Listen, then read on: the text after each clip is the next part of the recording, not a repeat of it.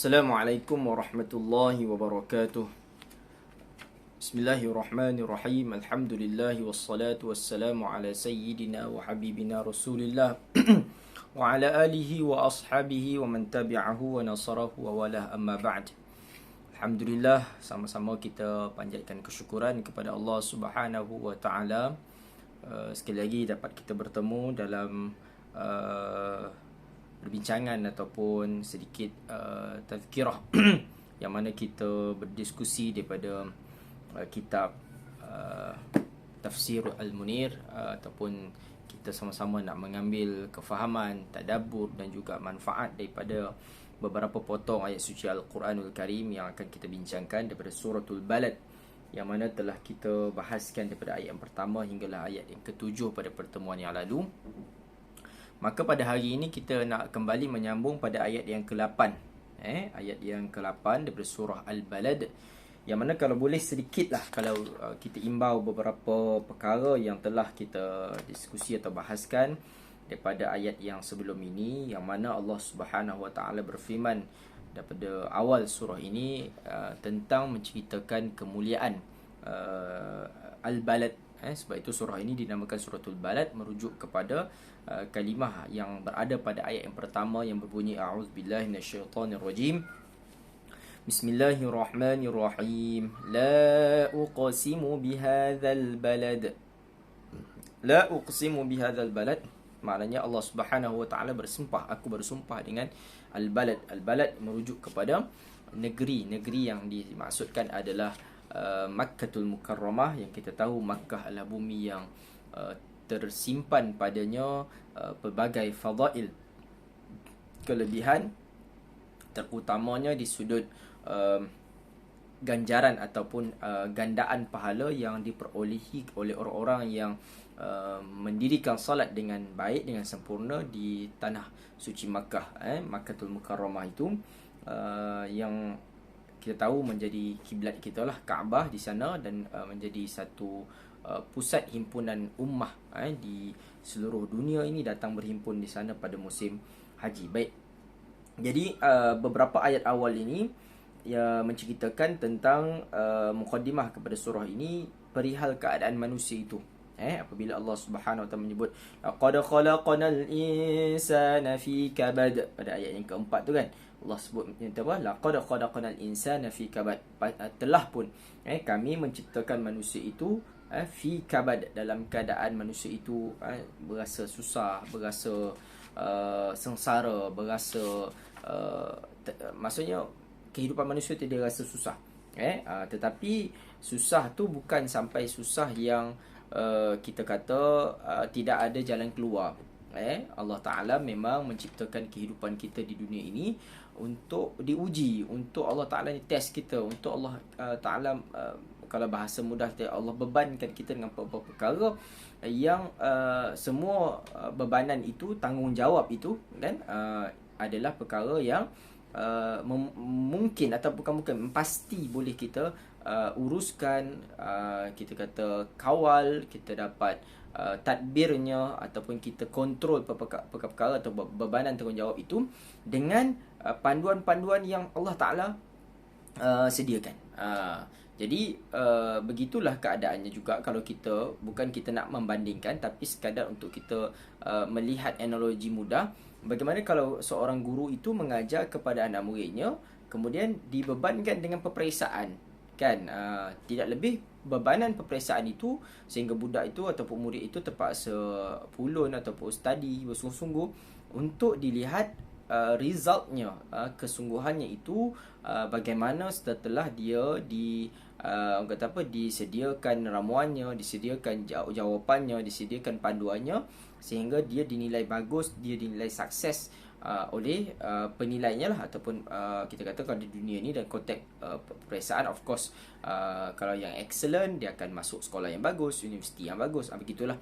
Nah, demikianlah kita sedang berada di satu fasa peperiksaan yang mana Allah Ta'ala nak menatijahkan kita, nak memindahkan kita ke satu alam, satu kita kata bukan lagi universiti lah, tapi satu suasana, satu dimensi atau satu keadaan yang jauh lebih sempurna, lebih selesa, lebih orang kata apa, lebih cukup orang kata mengagumkan kita satu hari nanti, itu syurga Allah Ta'ala. Jadi disediakan dahulu sebelum kita nak menempuh ataupun nak menikmati ganjaran tersebut.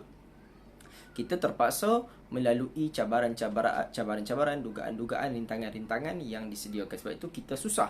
Tapi kesusahan yang disediakan oleh Allah Ta'ala itu bukanlah kesusahan yang mustahil untuk kita hadapi. Walaupun kita diuji dengan COVID-19, dengan pelbagai ujian, dengan pelbagai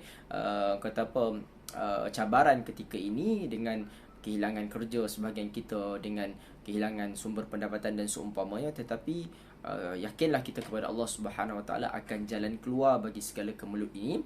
Kerana itu Allah menyebut la yukallifullahu nafsan illa wus'aha. Allah Subhanahu Wa Taala tidak akan bebankan seseorang itu dengan illa wus'aha, melainkan perkara yang wus'aha, yang dia boleh lakukanlah. Baik, maka pada ayat yang ke-8 hari ini kita nak menyambung firman Allah Subhanahu Wa Taala pada ayat yang ke-8. A'udzubillahi minasyaitonirrajim. Alam naj'al lahu 'aynayn wa lisanan wa shafatayn wa hadaynahu najdayn falaqtahamal 'aqabah wa ma adraka mal 'aqabah fakku raqabah أو إطعام في يوم ذي مسغبة يتيما ذا مقربة أو مسكينا ذا متربة. Baik, Surahul Azim, kita bincang dahulu ayat yang ke-8 hingga ayat yang ke-16. Firman Allah Ta'ala yang berbunyi, Alam naj'al lahu 'ainain, bukankah kami telah memberikan kepadanya 2 biji mata.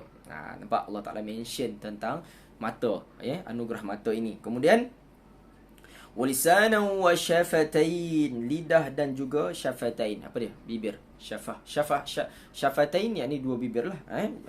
Wa hadainahun najdain, dan kami telah menunjukkan kepadanya najdain, merujuk pada 2 jalan. Apa 2 jalan tu? Kejap lagi kita tengok tafsiran yang dikemukakan oleh para ulama. Kemudian falaqata hamal aqabah, maka tidakkah sebaiknya dengan hartanya yang Allah Ta'ala telah anugerahkan kepada manusia itu, ia menempuh jalan yang mendaki lagi sukar, maksudnya kita kata cabaran lah. Okey. Kemudian wama adraka mal aqabah, tahukah kamu apakah jalan yang mendaki yang sukar itu? Fakku raqabah, iaitulah fakku raqabah, membebaskan harta, membebaskan hamba sahaya. Ini merujuk kepada zaman dahulu lah. Membebaskan hamba ini ganjaran yang sangat besar. Hari ini tak berlaku lagi lah. Cuma kita mungkin boleh relate dengan suasana hari ini. Okey, melihat apa yang dibincangkan oleh para ulama. Au it'amun fi yaumi dhi masghabah, iaitu atau memberi makanan. Yang ini nampak, yang tadi tu mungkin dah tak relate, tapi Allah kata apa? Au it'amun fi yaumin dhi masghabah, atau memberi makan kepada orang-orang yang masghabah, orang yang lapar.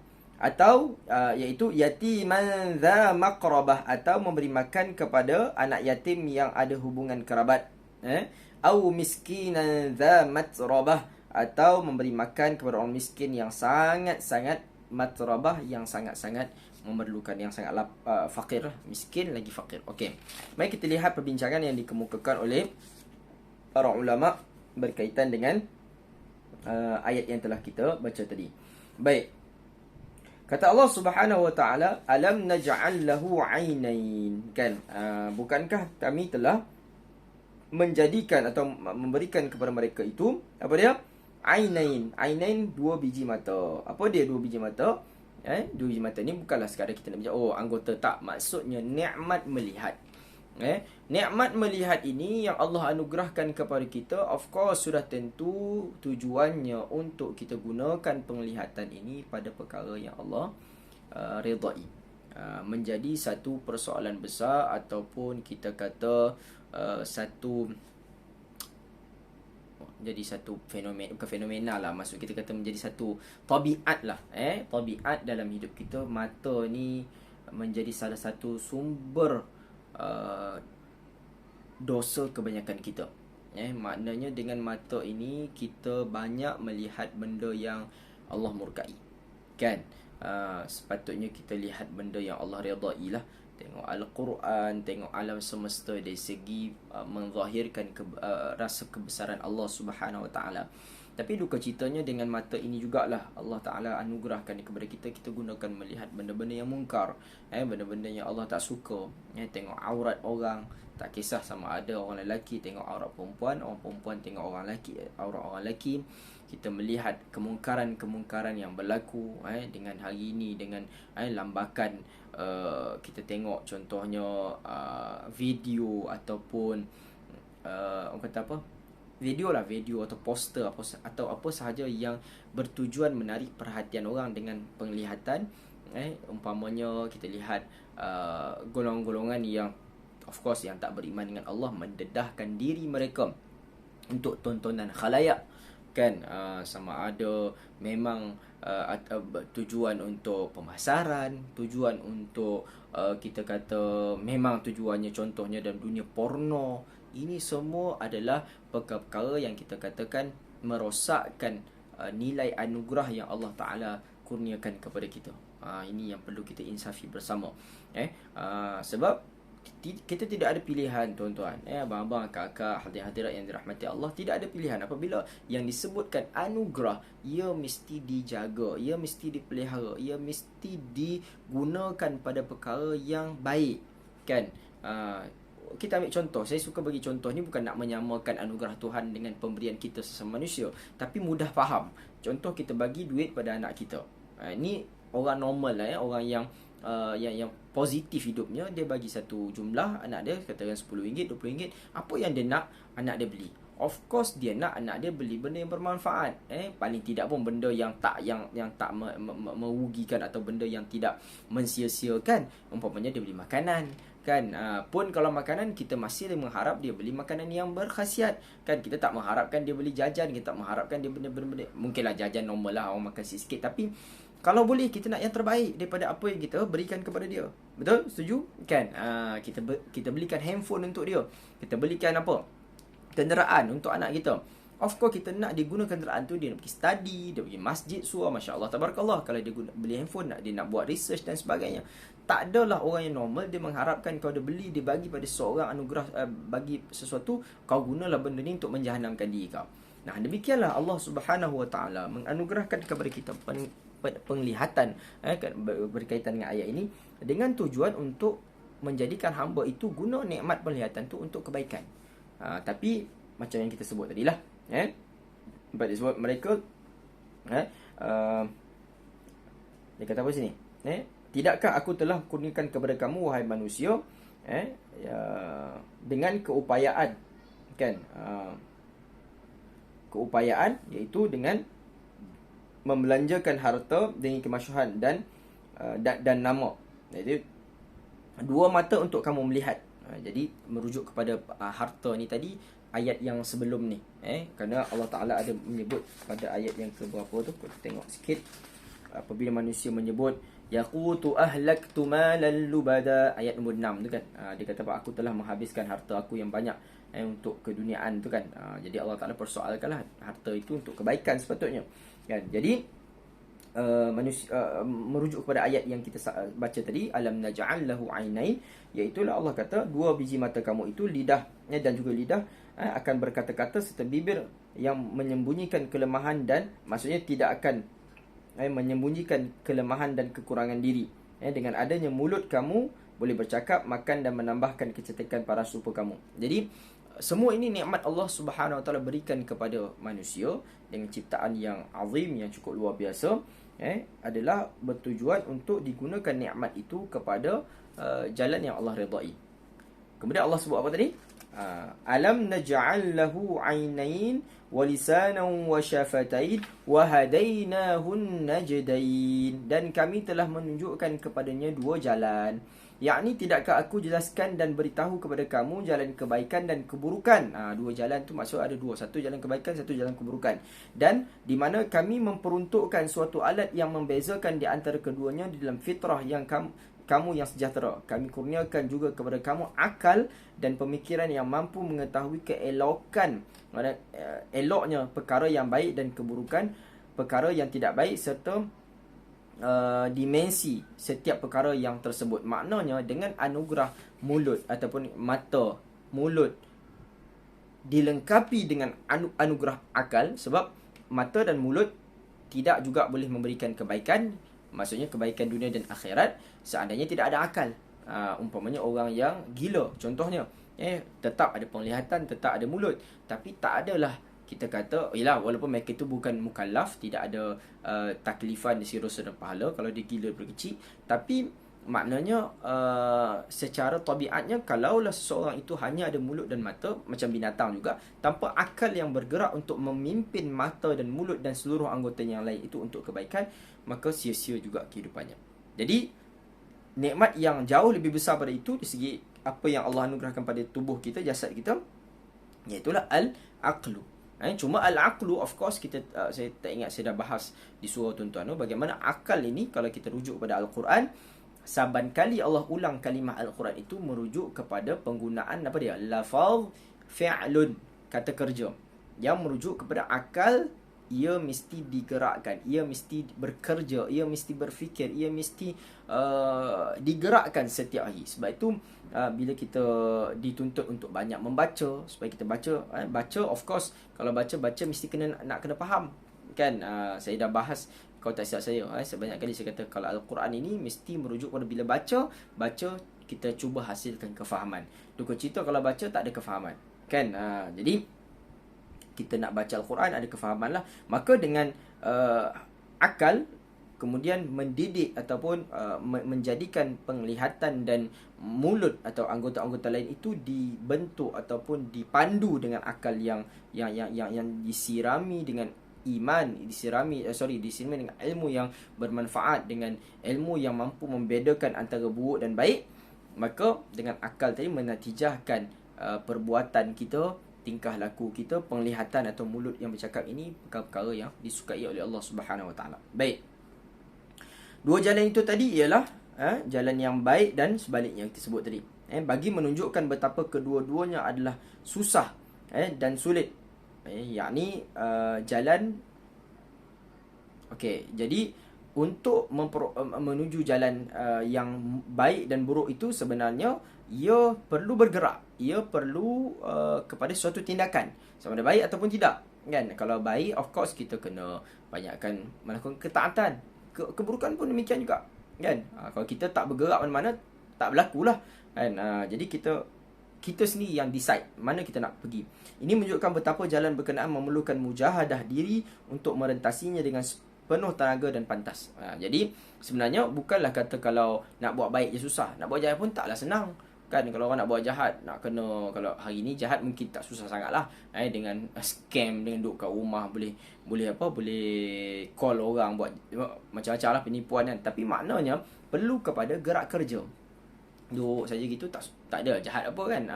Tapi maknanya nak sebut kebaikan dan keburukan itu, ia memerlukan tindakan. Okey, lantaran yang demikian Allah Subhanahu Wa Taala menegaskan kewajipan memilih alternatif yang terbaik dari dua pilihan berkenaan. Di samping bersyukur atas nikmatnya, lalu Allah menyatakan, maka tidakkah sebaiknya dengan hartanya itu ia menempuh jalan yang mendaki lagi sukar? Tahukah kamu apakah jalan sukar? Maksudnya dengan nikmat yang Allah kaitkan pada ayat ini dengan nikmat harta yang Allah berikan. Juga maksudnya termasuklah dengan penglihatan ataupun kita akal tadi tu, sangat eloklah digunakan pada jalan yang semakin sukar ataupun semakin mencabar untuk dia mendekatkan diri kepada Allah. Di satu sudut memang kita kata untuk melakukan kebaikan ni taklah susah mana kan. Tapi sebenarnya dari sudut yang lain susah juga sebenarnya. Kalau kita nak salat, kita duduk saja kita tak salat. Kita kena pergi ambil wuduk, sucikan diri, bersihkan diri, kita kena buat sesuatu, tinggalkan benda-benda yang kita kerjakan waktu tu. Kita tengah masak, kita tengah kerja, kita tengah menyembang, kita tengah makan, kita dengar azan, kita tinggalkan, kita bergerak. So ada bebanan di sana, ada satu taklif yang mesti kita lakukan. Baik, mana boleh kita duduk saja? Aku dah semayang lah. Tu yang jadi macam geng lepat tu kan. Duduk saja pun dia kata semayang tanpa cara kan. Semayang je, yang penting cara tak payah tanya. Dia pelik kan. solat mesti dilakukan mengikut kaedah yang ditinggalkan oleh baginda Nabi SAW.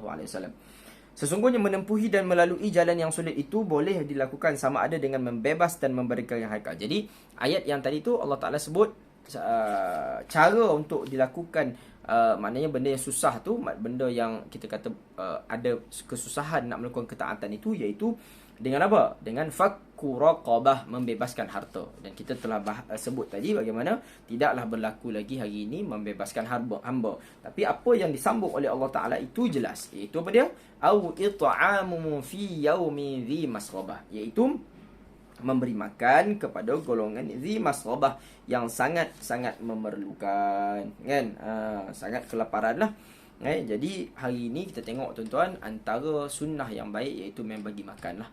Dengan sebahagian kawan-kawan kita yang diuji dengan COVID-19 ni, dengan kekurangan harta dan seumpamanya, sangat-sangatlah menuntut kita sesama umat Islam di atas nilai saudara seakidah ini. Hatta kalau kita ada kawan-kawan yang bukan Islam pun, yang mungkin kita suka atau baik dengan dia, kita boleh tolong, tidak ada masalah, atas nilai kemanusiaan, kan? InsyaAllah kita peroleh pahala. Tetapi jelas sesama umat Islam, kalau tuan-tuan ada rezeki yang lebih, saya nak mengajak supaya kita janganlah sampai keinginan kita terlalu kita ikutkan. Maksudnya of course kita ada keinginan, tetapi kurangkan, maksudnya kawal. Dalam masa yang sama kita banyakkan membantu saudara seagama kita yang sangat memerlukan. Kita mungkin susah-susah pun KFC seminggu sekali, ataupun kadang 2 minggu sekali, atau sebulan sekali, kan? Mesti ada orang KFC pun tak tahu, ataupun susah sangat nak makan KFC, tunggu orang bagi. Bukan suruh bagi KFC tu, tapi maksudnya portion kita beli KFC untuk makan, mungkin mereka makan seminggu. Sekali beli, kita beli KFC 100 contohnya, ataupun 80 ke 100 contoh. Ada orang RM80 tu makan seminggu, tuan-tuan, kan? Mungkin lebih daripada seminggu. Beli beras, telur, kemudian itu kan minyak untuk masak. Kita bayangkan. Jadi ini mesti membuka mata kita melihat ganjaran ataupun antara perkara yang sangat-sangat boleh mendekatkan diri kepada Allah Subhanahu Wa Taala, iaitu memberi makan kepada orang yang sangat memerlukan. Jadi suasana COVID ini sangat-sangat kenalah dengan keadaan atau dengan ayat yang kita baca ini, iaitu mujahadah kita nak bantu orang yang kelaparan. Dan saya tengok beberapa video yang disebarkan, bukan kita di sini saja. Kalau di Malaysia ni, Masya Allah Tabarakallah, memang ramai orang susah lah. Tu tak dinafikan, ramai orang susah, kan? Tapi kalau kita buka jendela pemikiran kita, di luar Malaysia atau di dunia ini, di pelarian Syria, kan? Kita tengok video ni, sampai ada yang jadi apa, macam gila lah, macam tekanan perasaan. Kita pun ada juga, tuan-tuan, tapi dia skala dia macam mungkin satu daerah tu seorang, dua orang macam tu, kan? Sebenarnya data tu banyak juga menakutkan, tapi kalau tengok di kamp pelarian tu, tengok sampai satu dom tu macam gila, kan?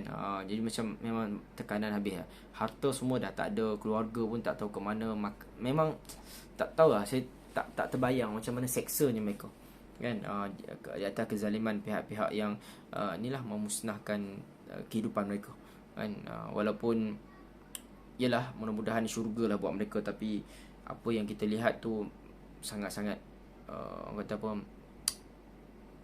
sebab tengok, saya tengok memang tak terbayang. Kalau kita susah, tuan. Saya tengok orang Malaysia ni ramai susah, tapi tengok banyak juga viral orang yang tolong mereka, kan? Jadi alhamdulillah lah, kan? Tapi macam kawan-kawan kita yang satu akidah dengan kita yang duduk di luar negara sana, tak cukup. Bantuan-bantuan yang sampai ke mereka sangat tak cukup. Maksudnya, tapi sebab mereka kena tu beramai-ramai, tu yang rasa macam derita sangat. Kita ada juga susah, kan? Tapi kita mungkin taklah ramai macam mereka. Tak adalah satu daerah tu, kan, kena semua susah, tak lah, kan? Ramai lagi hartawan, jutawan di Malaysia ni. Tapi kalau mereka satu camp tu atau ramai yang tekanan perasaan, stres, kita tengok, kan, ada yang gambar sebelum ni nasi tu tumpah dekat pasir, mereka cuba saring pasir dengan nasi tu, nak makan beras tu, nasi tu. Tuan-tuan, jadi Masya Allah Tabarakallah, ayat ini. Jadi apa, kalau tuan-tuan ada peluang orang minta bantuan, kempen bantuan nak hantar ke luar negara, ada rezeki, jangan berkira, bagi. Mungkin kita tak bagi semua lah kan, tapi bagi.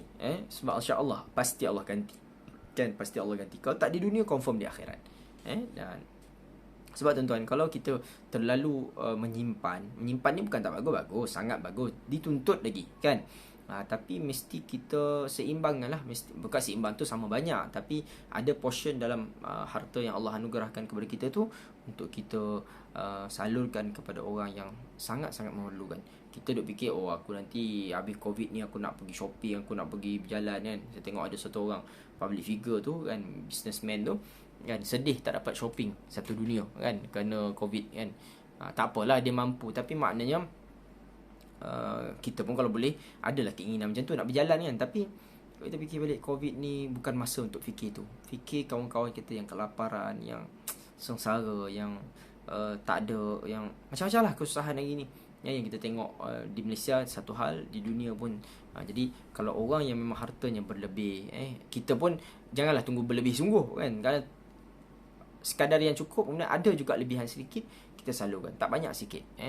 Sebagai mudah-mudahan kita dapat tempiasan daripada ayat yang Allah Ta'ala nyatakan ini. Orang yang benar-benar melalui fasa lebih mencabar, iaitu menggunakan harta pada jalan yang Allah suruh. Apa dia? Bagi makan kepada orang yang sangat memerlukan. Baik. Jadi ia juga boleh dilakukan dengan memberi makan anak yatim dari kalangan kaum kerabat atau keluarga di saat kemelesetan ketika makanan yang sangat-sangat terhad. Ataupun anak yatim pun samalah. Cuma tengok kondisi tuan, tengok kondisi, kita tengok sendiri. Kalau kita kenal anak yatim yang susah, yang miskin, of course sangat-sangat dituntut. Pun kalau tak ada anak yatim ataupun orang maksudnya yatim piatu, kita tengok siapa saja yang susah, yang memerlukan, kita bagi. InsyaAllah ganjaran sedia menanti. Jadi sesiapa yang membebaskan hamba atau memberi makan anak yatim atau golongan miskin di kala kelaparan, ia dianggap mentaati perintah Allah Subhanahu Wa Taala dan berkhidmat kepada hambanya. Mereka digolongkan di kalangan golongan ashabul yamin atau golongan yang ada martabat di sisi Allah Subhanahu Wa Taala. Tuan tengok. Dapat pangkat, bukan YB tuan, bukan Datuk Seri, bukan Datuk, bukan, dapat ashabul yamin. Ashabul yamin ni kat dunia ni tak kira lah dia pangkat siapa pun, CEO ke apa, di akhirat belum tentu dapat ashabul yamin. Nak dapat gelaran pangkat ashabul yamin ni, lobby projek dengan Allah Ta'ala. Apa dia? Bagi makan kepada hambanya. Kita kat dunia ni nak lobby projek kan, macam-macam cara kan. Tapi lobby projek dengan Allah Ta'ala ni ikut perintah Allah Ta'ala. Okey, golongan kanan ini ialah satu jolokan yang Allah Subhanahu Wa Ta'ala berikan dengan kepada orang yang bermujahadah melawan hawa nafsu dan syaitan. Semoga kita tergolong di kalangan ashabul yamin. Amin. Kan? As-Sawi ni seorang ulama tafsir, di dalam Tafsirul Jalalain menyatakan sesungguhnya Allah Subhanahu Wa Taala mengaitkan arahan memberi makan di kala hari kelaparan kerana ketika itu manusia merasa amat berat untuk membelanjakan hartanya. Tuan tengok. Kita duk fikir, oh aku punya tak cukup kan. Beliau dalam hal ini berdalilkan firman Allah Subhanahu Wa Taala dalam suratul Balad yang kita baca, atau kepada orang miskin yang sangat fakir. Jadi keadaan sekarang ni semua menghadapi tekanan. Bezanya tekanan itu siapa yang lebih teruk. Semua orang ada tekanan. Orang kata orang kaya, orang banyak harta pun tekanan juga, sebab dia orang punya apa nama dia, dipanggil apa, maksudnya komitmen bulanan dia tinggi. Betul lah tu kan. Jadi orang susah pakai Viva, orang kaya dia pakai kereta mahal kan. Tapi mestilah kita seimbangkan dari segi kehendak kita dengan orang lain punya keperluan kan. Imam Ahmad Ibn Hanbal, okey, disebut dalam kalimah itu ada kalimah dha matrabah, yang sangat-sangat fakir. Okey, adalah satu pengulangan. Okey, jadi kalimah fakir Allah Taala sebut, iaitu contohnya pada ayat kalimah yatiman dha maqrabah atau miskinan, miskin orang susah, dha matrabah yang sangat susah. Kan, yang sangat-sangat susah. Okey, Abu Hanifah berpendapat ia lebih utama kerana ia lebih baik dari sedekah. Iaitu kalimah persoalan membebaskan hamba ini dahululah. Imam Abu Hanifah meletakkan membebaskan hamba lebih utama daripada sedekah. Tapi kita sebut tadi ini tidak berlaku dah hari ini. Imam Ahmad meriwayatkan daripada Uqbah bin Amir radhiyallahu anhu bahawa Nabi sallallahu alaihi wasallam bersabda, "Man a'taqa raqabatan mu'minatan fahiya fakakhu minan nar." Sesiapa yang membebaskan seorang hamba yang mukmin, maka ia akan menjadi sebab pelepasannya dari neraka. Jadi kalau kita katakan membebaskan hamba tu sudah tidak berlaku, maka kita ikut ranking seterusnya dari segi apa yang boleh kita amalkan hari ini, iaitu dengan bagi makan pada orang miskin, tolong keperluan-keperluan mereka yang sewajarnya. Dalam sepotong hadis daripada Bara' bin Azib جاء أعربي إلى نبي يا رسول الله صلى الله عليه وسلم فقال يا رسول الله علمني عملا يدخلني الجنة فقال لئن كنت أقصرت الخطبة لقد أعرضت المسألة. Okay. Nabi menyatakan satu kisah datang seorang badui kepada Nabi SAW, lalu bertanya kepada Nabi, "Ya Rasulullah, ajarkan aku satu amalan yang membawa ke syurga." Lalu baginda SAW bersabda, "Meskipun soalanmu ringkas, tapi jawapan yang kamu minta itu luas." Iaitu antaranya Nabi sebut memerdekakan hamba, orang yang terbelenggu, dan bebaskan. Maksudnya bebaskan orang yang yalah, zaman dulu hamba ni menjadi yalah, bukan hari ni kalau kerja orang gaji di rumah dia, walaupun macam nampak tak sama hamba ni tak dapat gaji kan, orang yang tu dia bekerja kan, ni tak ada gaji. Baik, lalu Nabi SAW menyatakan jadi keadaan membebaskan hamba ni nak bagi tahu satu ganjaran yang sangat besar lah. Okay? Dalam hadis yang lain Nabi menyatakan as-sadaqatu 'alal miskin sadaqahu 'ala dzirrahmi ithnatan sadaqah wasilah.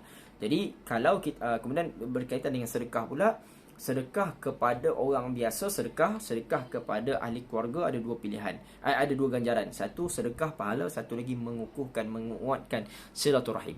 Okey? Jadi berkaitan dengan memberi makan sangat digalakkan, dianjurkan kepada orang yang ada pertalian darah, lebih aula, lebih utama. Kan?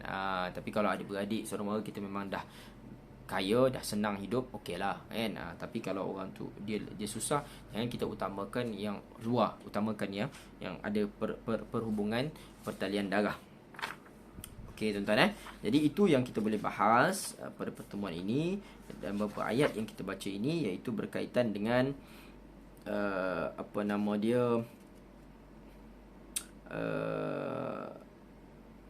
ganjaran kepada orang yang melawan hawa nafsunya, meletakkan kita kata prinsip dalam kehidupannya untuk mengikut jalan yang Allah redai, yang mana pada ayat yang kita bincang lebih kurang 7 ayat ini, iaitu berkisar tentang panduan yang ditinggalkan ataupun yang dianjurkan oleh Allah Subhanahu Wa Taala kepada hamba-Nya untuk mendekatkan diri kepada Allah dengan fokus kepada bab memberi makan kepada orang miskin, terutamanya za maqrabah, yang ada hubungan kerabat.